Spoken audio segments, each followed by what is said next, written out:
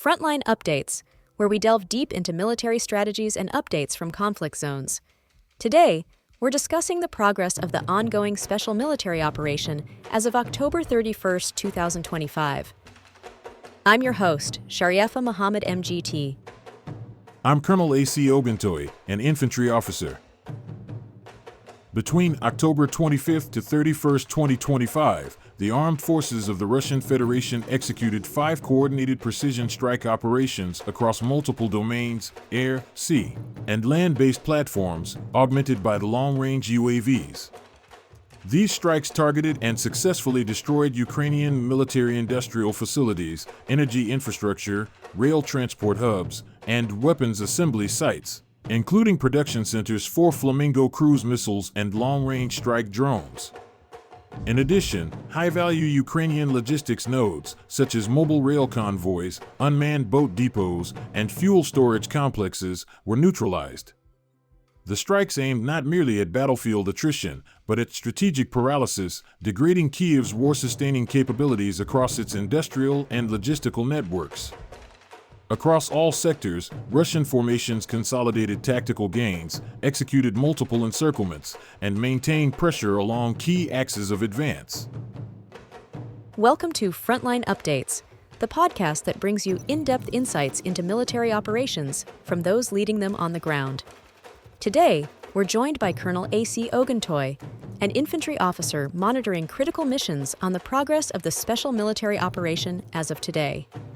Colonel Oguntoye, thank you for being with us. Thank you. It's good to be here. Colonel Oguntoye, it's been a consequential week on multiple fronts. Let's begin with the big picture. We've heard about a series of massive precision strikes across Ukraine. Can you explain what the goal of these operations was? Yes, this week represents a turning point in operational tempo. Between October 25th and 31st, the Russian armed forces conducted 5 coordinated long-range precision strikes across the entire depth of Ukrainian territory. These weren't isolated attacks. They were synchronized, multi-domain strikes launched from ground, air, and sea-based platforms, as well as by strike UAVs. The intent was not simply to retaliate for Ukrainian attacks on Russian civilians, though that was the immediate trigger. The true objective was systemic degradation, to dismantle Ukraine's ability to sustain military production and long-range operations. We struck military-industrial plants, energy nodes powering their factories, and rail-based transport convoys that were shuttling Western-supplied weapons from Poland into central Ukraine. So this was less about immediate battlefield advantage and more about long-term incapacitation? Precisely. Modern warfare is not won at the line of contact, it's won in the enemy's rear echelon. We also destroyed assembly workshops for Flamingo cruise missiles and storage sites for unmanned boats and long-range drones. These precision strikes achieved full success, with all designated targets hit.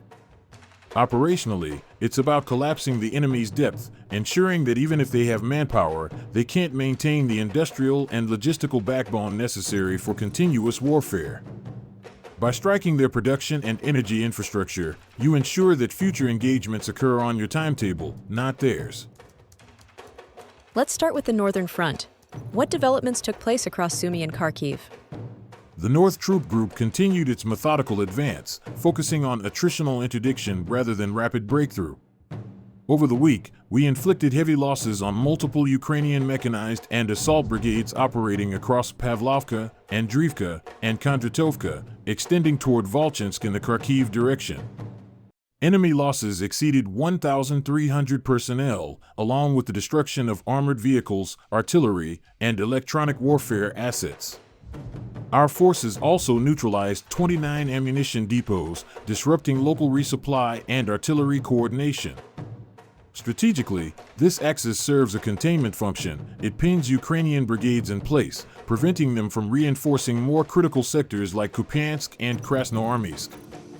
It's a textbook application of operational fixation, where the objective is to deny enemy maneuver freedom while conserving your own force. Turning west, Kupyansk continues to dominate headlines. What's the current situation there? The West Troop Group achieved a major tactical success this week with the liberation of the settlement of Sadov in the Kharkiv region. But the centerpiece remains the encirclement of Ukrainian forces at Kupyansk. The 6th and 1st Tank Armies have established a complete perimeter around the Ukrainian grouping trapped east of the Oskol River. 6 breakout attempts were repelled, including desperate crossings attempted by boat. Ukrainian formations, particularly the 14th and 92nd Brigades, are suffering catastrophic losses. We observed a disturbing incident where Ukrainian FPV drones were used to kill their own soldiers attempting to surrender. That reflects the breakdown of command and control within their ranks. In total, over 1,600 Ukrainian troops were neutralized in this sector, along with 28 armored vehicles and 44 electronic warfare systems. So Kupyansk could soon represent another decisive pocket? It already does. Once the last corridors are sealed, Kupyansk will serve as both a tactical victory and a psychological one, proof that patience and precision win wars, not reckless offensives. The operation around Kupyansk demonstrates strategic patience, what we call encirclement by exhaustion. It's not about speed, it's about pressure. You constrict the enemy gradually until resistance collapses without large-scale expenditure of your own forces. What can you tell us about progress along the southern Donetsk front? The South Troop Group has continued steady advances, consolidating positions around Seversk, Dranovka, and Zakotno. Ukrainian losses exceeded 1,300 troops, and we eliminated Western-supplied M113 APCs and /TPQ-36 counterbattery radars. Importantly, the destruction of 24 ammunition and fuel depots cripples Ukrainian ability to sustain defensive fire along this axis.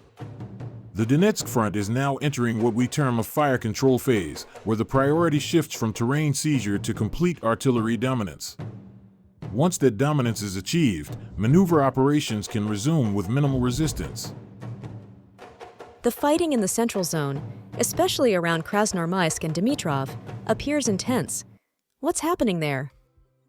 This sector saw the most decisive progress of the week.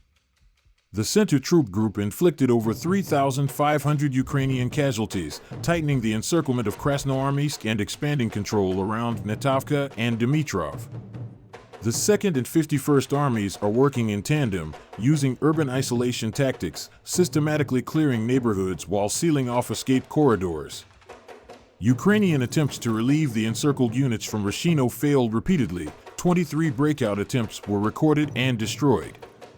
This operation demonstrates urban siege synchronization, combining artillery precision, UAV reconnaissance, and infantry infiltration to fragment Ukrainian defensive cohesion. The objective isn't just to seize ground, but to break operational will. The East saw several liberated settlements this week. Can you elaborate on those gains? Yes, the East Troop Group made substantial gains, liberating 6 settlements, including Krasnogorskoy, Novonikolivka, and Novo-Alexandrovka. Ukrainian forces suffered 1,950 casualties and lost artillery, armored vehicles, and logistics convoys. Operationally, this expansion secures the Zaporizhzhia-Dnipropetrovsk corridor, one of the enemy's last major east-west supply arteries. By controlling this route, Russian forces achieve cross-domain interdiction, the ability to disrupt movement by land, air, or rail at will. Finally, let's talk about the Dnipro front. What's the latest from that area?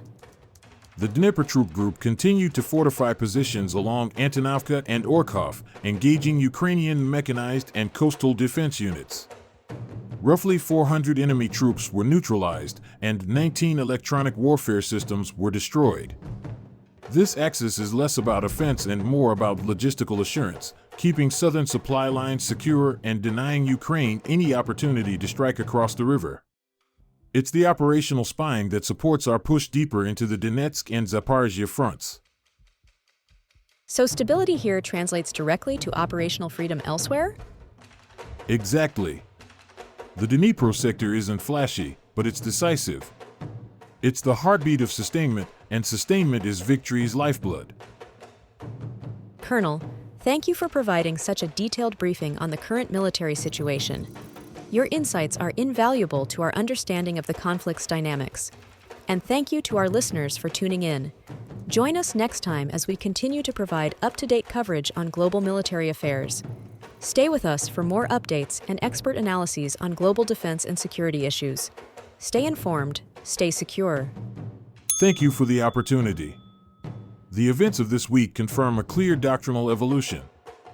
The operation has transitioned from mobile warfare to controlled attrition, blending industrial targeting, encirclement warfare, and psychological degradation. The liberation of Sadov, Krasnogorskoye, and ROG, coupled with the near-complete encirclement at Kupyansk and Krasnoarmysk, shows that Russia is no longer fighting for kilometers. It's fighting for capability collapse. As we move toward winter, the strategic emphasis will be on energy denial and logistical paralysis. Ukraine's ability to coordinate across fronts is breaking down, and its industrial regeneration capacity is evaporating. What we're witnessing now is the emergence of systemic exhaustion as a weapon, warfare as a pressure campaign. The tempo is deliberate, the logic is patient, and the outcome is steadily converging toward operational dominance. This has been Frontline Updates. Subscribe for daily military briefings and in-depth strategic analysis. Visit our platform for maps, transcripts, and exclusive Frontline updates from commanders in theater.